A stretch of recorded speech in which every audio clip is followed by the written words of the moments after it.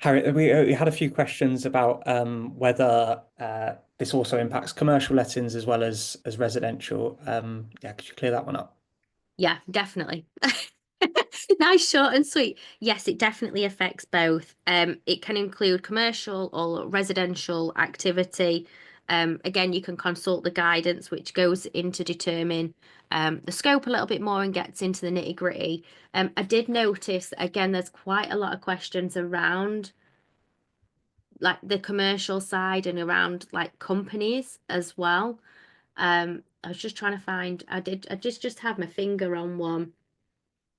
They're all around and come from a place of who do you need to do the sanctions check on when you've got a company?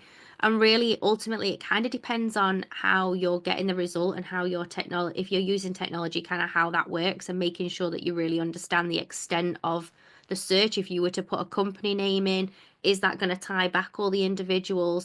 And actually, the reality in most sensors and best practice is often that you need to read, as we talked about, the control definition and understand where that kind of spreads out to within your company. But it's likely that you're going to want to search the company name and you're also going to want to search the beneficial owners and potentially other parties that are linked to the company as well, due to that definition of control. So I would say get familiar with the definition around control for sanctions and then think about the types of entities that you're working with.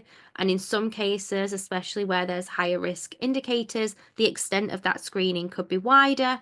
If it's what I'd call a mum and dad owned company, where it's an entity owned by two individuals, 50%, 50%, then that's probably going to be more linear in the way that you search those two individuals and the company.